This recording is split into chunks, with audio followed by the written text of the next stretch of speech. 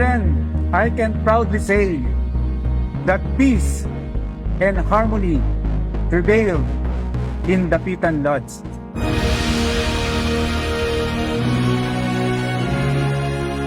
To the worthy brethren of Dapitan Lodge, thank you for your unwavering support. This I will always cherish.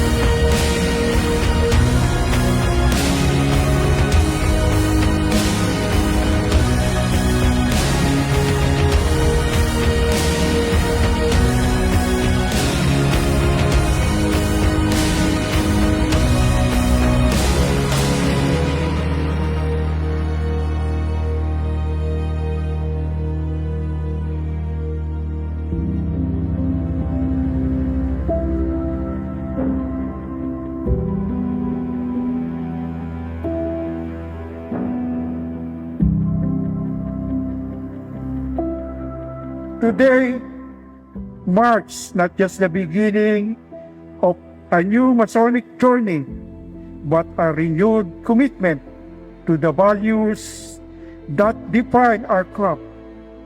To the brethren who have placed their trust in me, I extend my heartfelt gratitude. Your confidence inspires me to serve with dedication, humility, and fairness. Dapitan Lodge holds a respected place in this jurisdiction. Its strength has never been measured by numbers alone, but by the quality of its labor and the character of its brethren.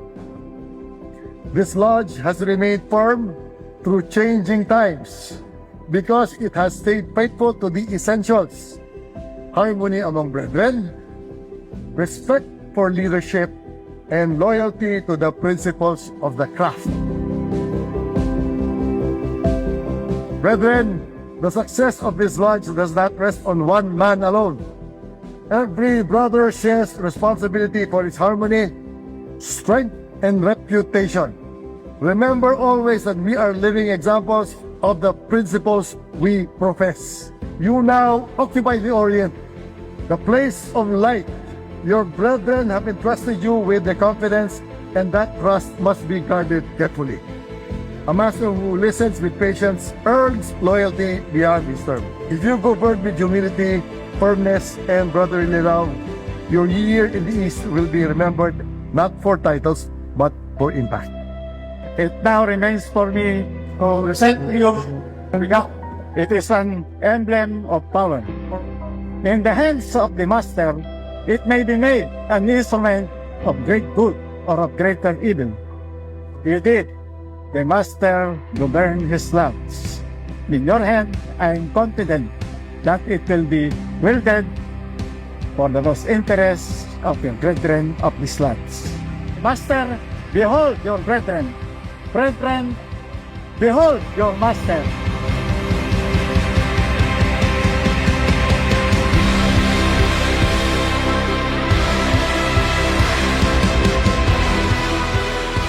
As I accept this solemn responsibility and pledge my commitment to serve Dapitan Lodge with dedication and integrity, I am reminded that no man walks the journey alone.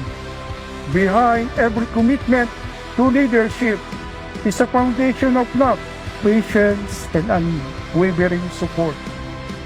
Brethren, the working tools are in our hands. The trestle board lies before us.